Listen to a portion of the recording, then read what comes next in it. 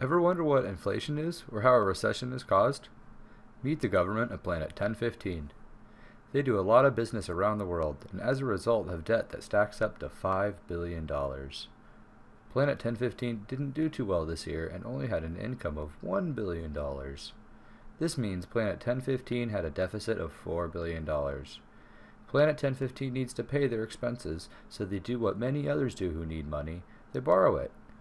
When a government like Planet 1015 takes out a loan, it is called a bond, which is similar to an IOU, but you get some interest back. These bonds can be owned by banks, investors, and other foreign governments.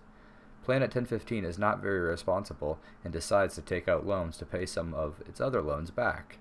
This loan will have interest and will need to be paid back. Well, Planet 1015 makes it a habit of doing this because it's the easiest option.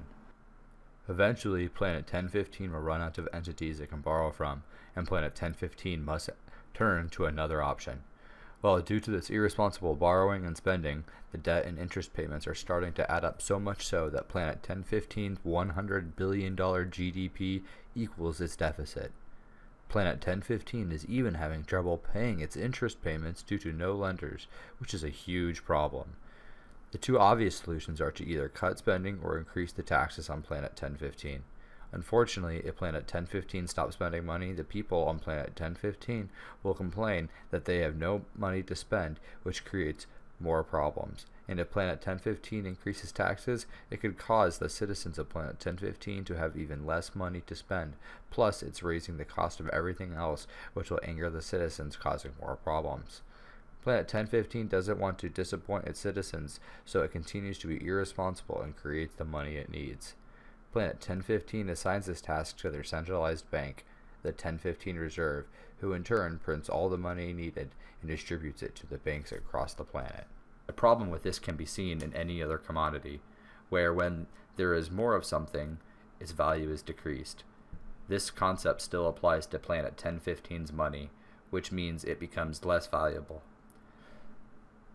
This, however, still causes problems, because when the money becomes less valuable, the simple commodities like food and gas rise in price due to the value of exchanged currencies becomes less. The commodities are not becoming more valuable, the money is just becoming less valuable. This is called inflation. Inflation, however, does not make all the money Planet 1015 owes disappear, but instead, due to their increasing wealth from borrowing, Planet 1015 will appear to be much richer, because they have their money plus all the loan money. When a government with a different currency appears poorer to Planet 1015, the foreign government who appears poorer can buy less of Planet 1015's money because their money is less valuable. This makes it easier for foreign governments to pay their workers less money than what citizens of Planet 1015 gets paid. Because of low labor costs, the foreign governments can sell their products at a cheaper price in Planet 1015. Well, for the companies on Planet 1015 to compete, they must move their factories out of Planet 1015 and into the foreign government's territory so they too can have cheaper labor costs.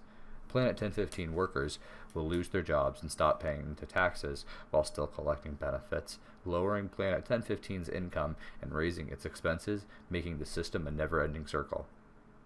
This contributes to a recession on Planet 1015.